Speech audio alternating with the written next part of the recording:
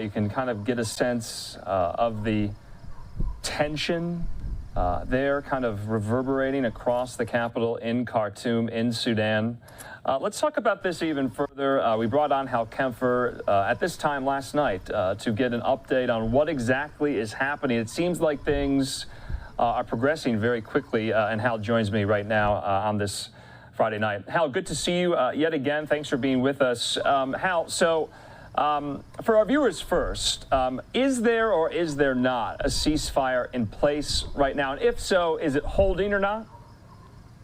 Andrew, theoretically, both sides, the Rapid Support Force and, of course, the national forces, the National Army of Sudan, have both agreed to a ceasefire. With that said, and this is, during this current period, Eid al-Fitr, the end of Ramadan, that they've agreed to a 72-hour ceasefire. However, there's been sporadic gunfire throughout the town. There was even reports of artillery fire. So the bottom line is it's still very unstable.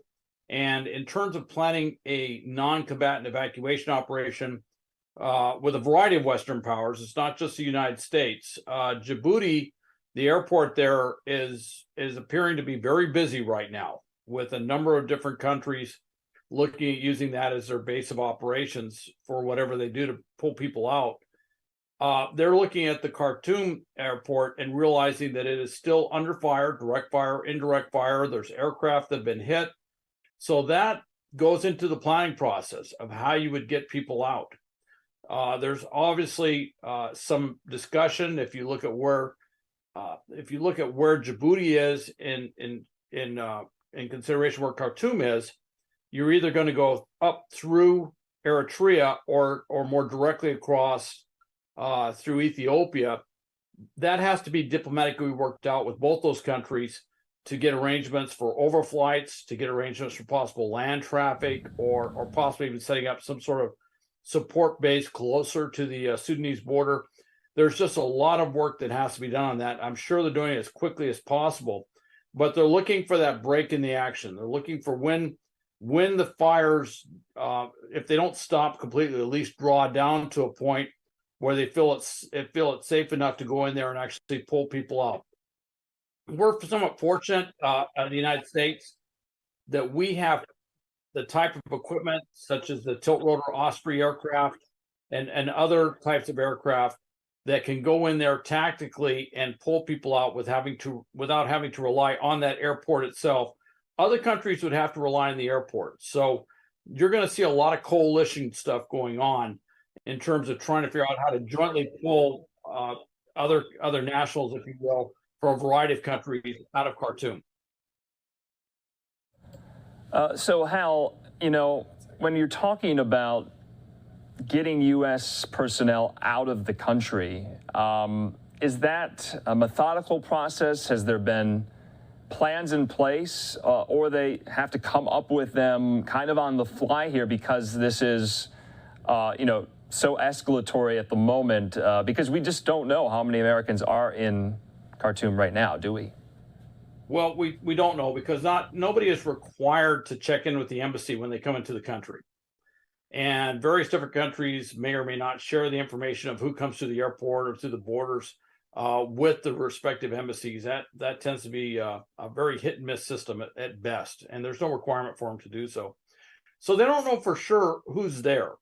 And there could be, for example, American nationals there working with United Nations aid agencies and other organizations, non-governmental organizations that may not be known as being in country with the embassy. With that said, there is a plan in place that our embassy has, and I would say most major embassies have, which is what to do if they have to evacuate. They certainly have it for all the diplomatic personnel, but they also have it for all the support personnel. And they have it designed for those that they know to get out and to have some sort of way to try and quickly gather as much information as they can as to where people are around the country. Yeah. And it's a big country, as we mentioned earlier. It is. So what works for Khartoum may not be what they do somewhere else. Up to the north, closer to Egypt, they may be looking at some sort of, land movement of people from some of those northern areas to other countries like Egypt, for example, to get people out, as opposed to using some sort of extended air bridge to try and get them out. Khartoum, I would imagine an air bridge is what they're looking at. With that said, I'm not part of the planning cell, obviously. Right. And if I was, I'd be looking at multiple courses of action, and I don't know what they're going to come up with. Okay. Hal, do you think the United States, though, has a role to mediate this, to get involved, to make sure the ceasefire holds? Do you anticipate that in the next couple of days or weeks? Well, we're somewhat unique, and we're a unique nation. And certainly with the Western nations, the coalition of different nations trying to get their nationals out of all of Sudan right now, but especially the Khartoum area, they're going to naturally gravitate to the U.S. For leadership, because first off, in Djibouti, we have the preponderance of forces on the ground, or the preponderance of equipment on the ground, that can help get those personnel out. So I think you're going to see a very joint effort. So we'll be obviously taking a sort of a natural leadership role there, simply because of where we are and what we have to do this, but also what we can do within Khartoum. Now, with that said, having been involved with this sort of stuff for a number of years, it's always surprising how different countries will bring different capabilities to whatever we do. And there may be embassies there that have certain paths of communication or certain capabilities, or their country may have a business interest in that country that provides some unique capabilities where they may take at least within a particular segment, a somewhat of a leadership role in making that part of it work. And it's a coalition effort, and it always works best when we work in a coalition, pooling our resources to get the maximum effect, as opposed to going in doing independent things. It also helps deconflict whatever we're doing to, basically prevent any potential inadvertent accidents or something in the air or on the ground. Yeah, I mean, Hal, are you somewhat pessimistic or optimistic, after this kind of religious holiday ceasefire pause, the fighting could become even more intense?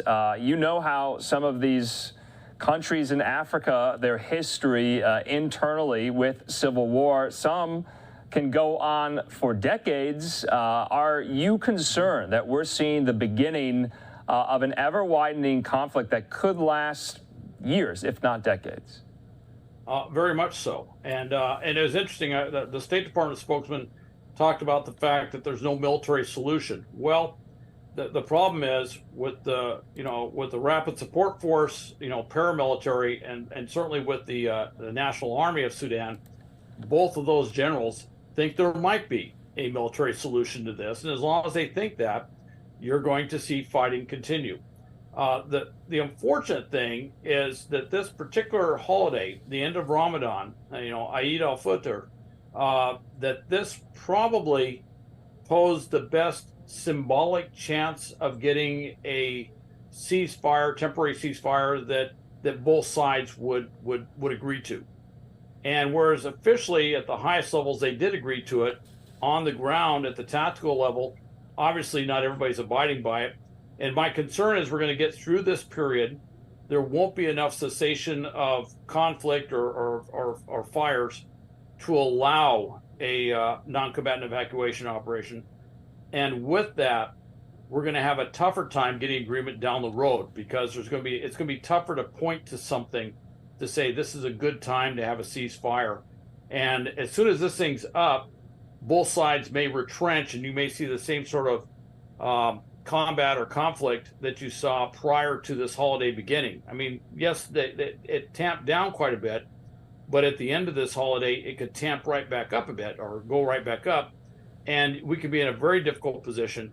And as we talked about yesterday, this is happening in Sudan, but it's a very strategic place. Yeah. And there's countries next door that are fairly fragile in their own social political makeup.